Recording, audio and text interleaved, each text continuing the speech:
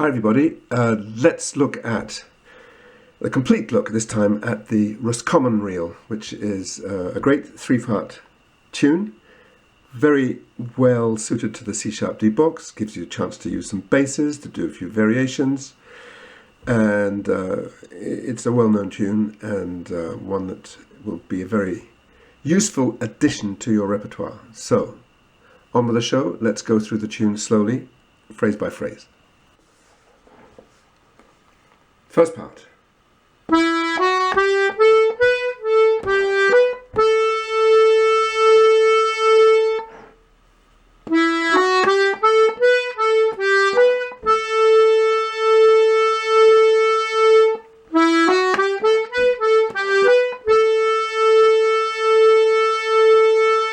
Add a few more notes.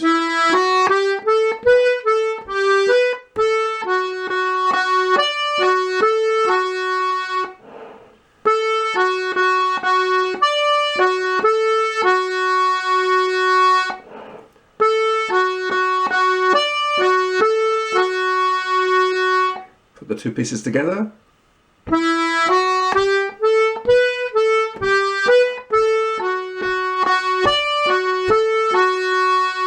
Again.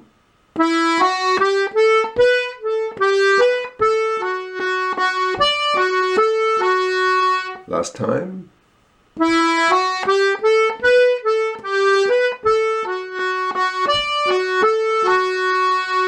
And then we finish off.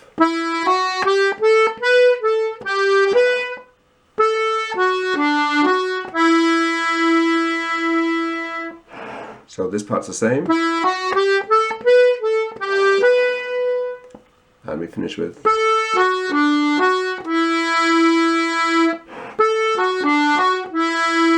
or if you like,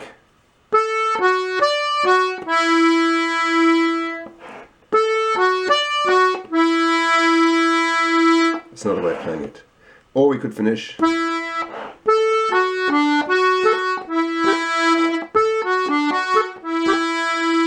So the whole first part now.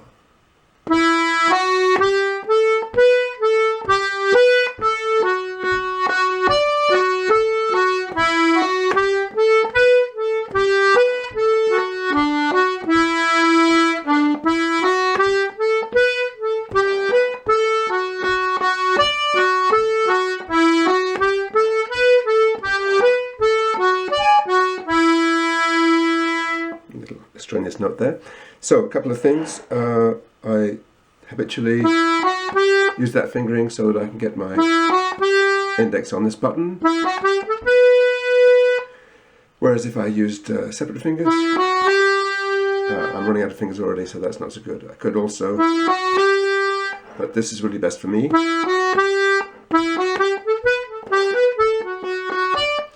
Again, I'm just doing 3 F sharps here.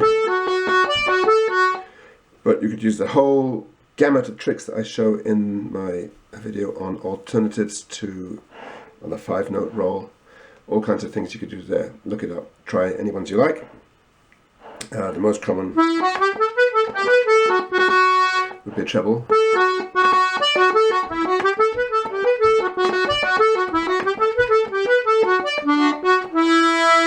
Okay, so that's one thing.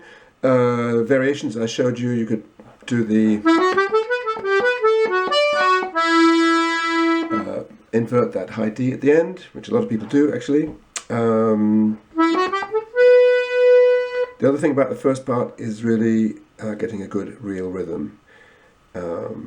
Bringing out the offbeats, but not too much. So you want to. This is a very good reel for practicing a good, steady, flowing real rhythm, because we can get something happening like yappa doodle doodle da dee doodle la doodle lappa doodle lappa doodle la dee doodle la dee dum doodle la da dum yaddle daddle dum.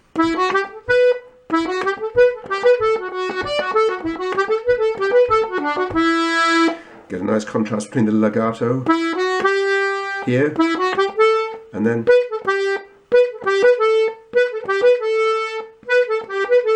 so use the bellows very consciously to help you get the flow.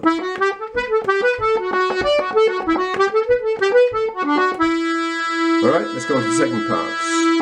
We're going to start on the high E here.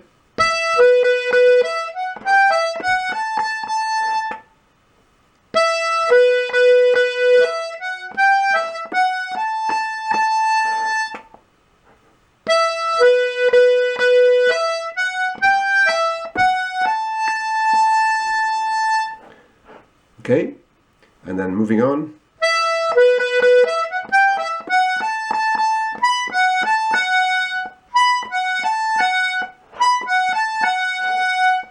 Okay, those two bits together.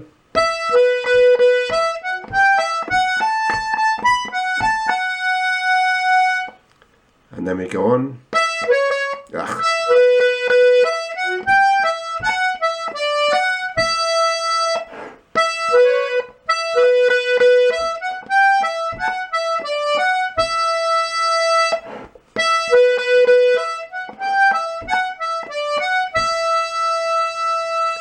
Putting all those bits together.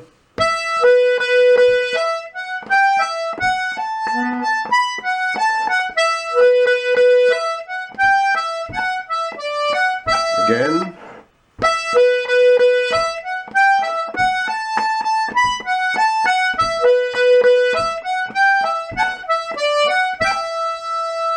One last time.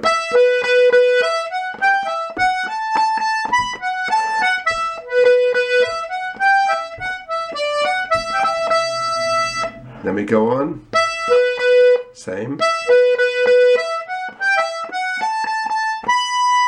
Hang on that note there, and then we do a little rundown.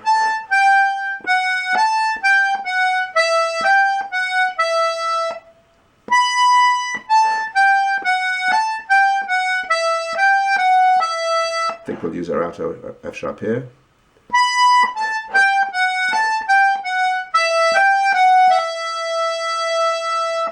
Last time.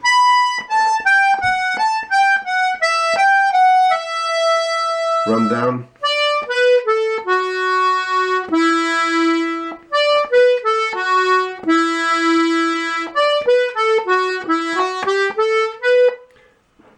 Let me just that's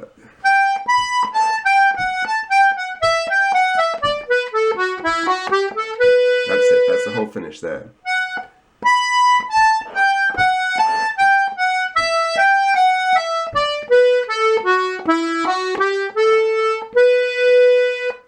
Long B there is the start of the third part. So let's recap the second part slowly, all the way through.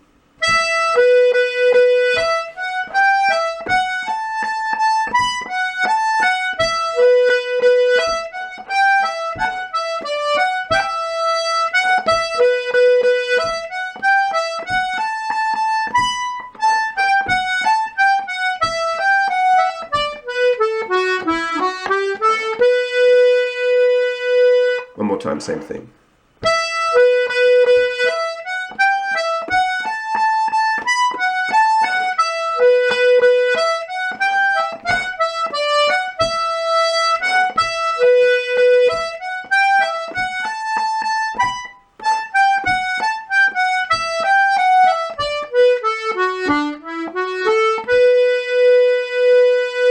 So the third part now, we're going to start on this long B, but apart from that, the way that I've learnt this, although many people play it in several different ways, the way I played it is actually pretty similar to the first part. We start on a long B.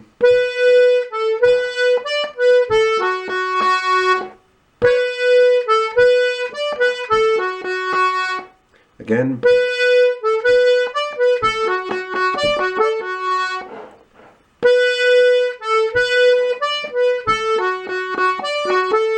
And then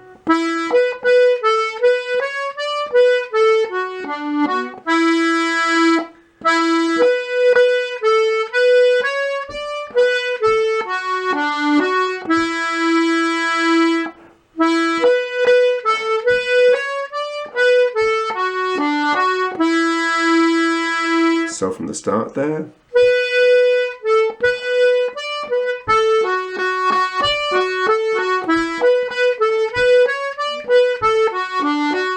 Again.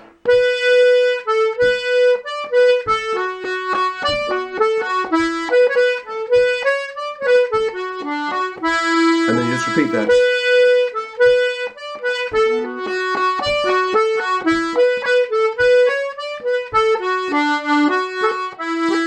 You might finish that way as well.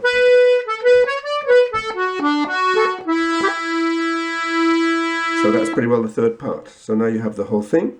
We can add basses and we can look at some variations. Let's look at a few variations. I showed you a couple in the first part.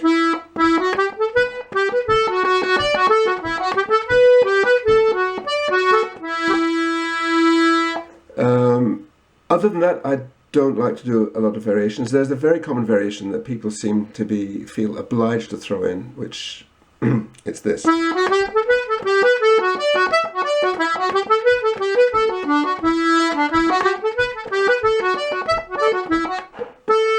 So instead of going, we're playing.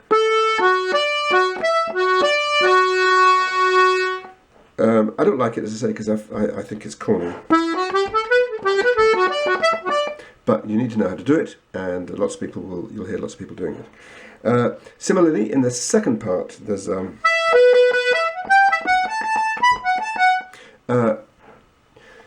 think the source of this tune was actually John Doherty, the fiddle player, and as far as the recordings I've heard of him, he doesn't do this next variation, but Joe Cooley certainly does a lot.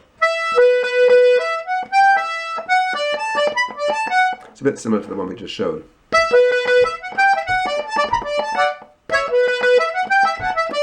So slowly.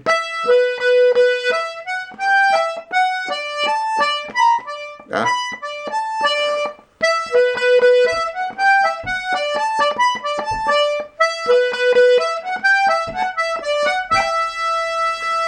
So that's one thing you could do if you wanted. If you wanted a really Joe Cooley sound, you could do a squidgy 5-note roll.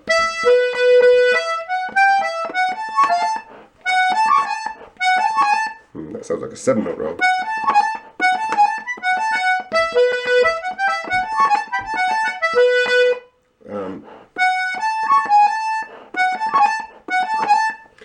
Again, I don't very often do that, but you could if you wanted to. Another thing you could do would be to use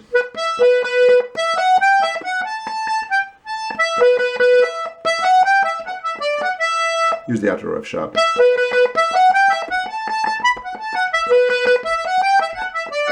I don't know why I haven't got into the habit of doing that. I guess I like the sound of it on the row there, so that's another thing you can do. So there's a few variations. Now let's see if we can tackle the basses. So basses. E, G, D, back to E. For the first part.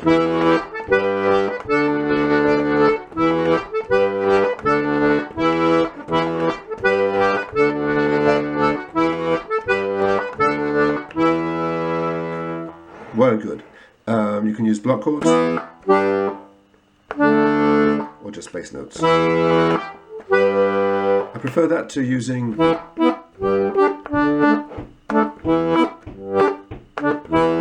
because it just doesn't seem to suit the tune so well.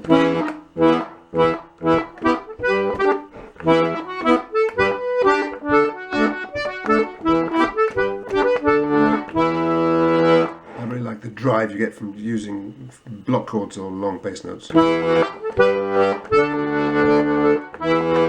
a bit of variation, delay the chord.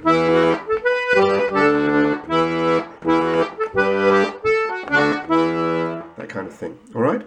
And a nice substitution you can do is to finish, instead of going back to E the fourth time, stay on this button pair and play an A.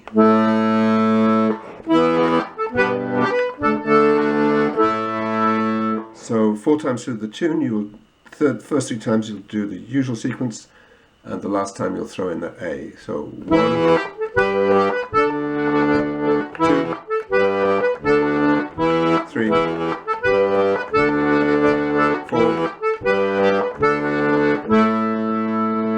and that opens things up and gives us a nice unresolved feeling. And when we go to the second part, which takes us back to another E chord, we get a nice nice dynamic effect there. So that's using a substitute A instead of E the last time. And if you want to get a little bit more adventurous with substitutions, the last time you could actually play this. E, B minor, A, F sharp minor, and then to our A.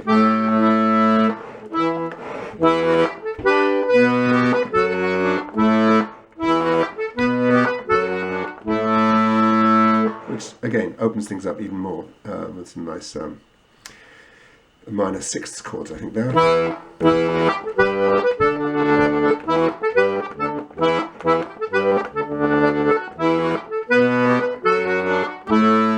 Okay, so that's a possibility. Let's go on to the second part now. E minor to D.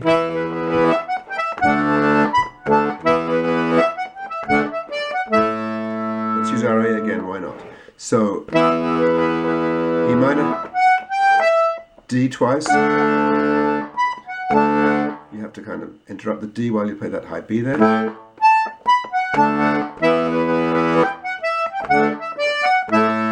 Do that again, a little more convincingly.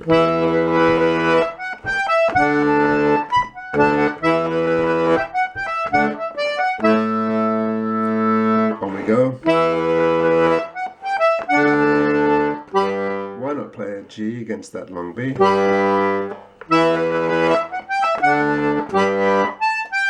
Now D and A all the way down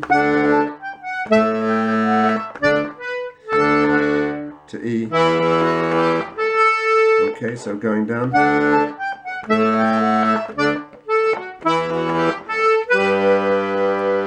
And then you start the last part on a G. So that second part.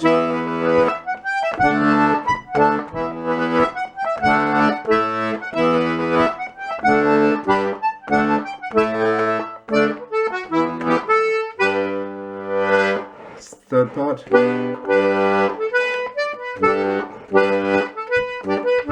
Very similar to the first part.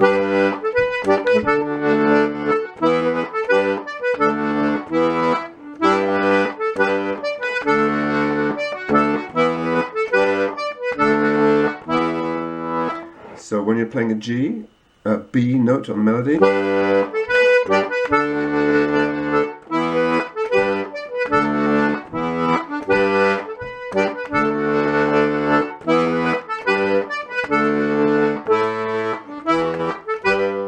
so there we have some possibilities for the basses. Here we go. 3, 4.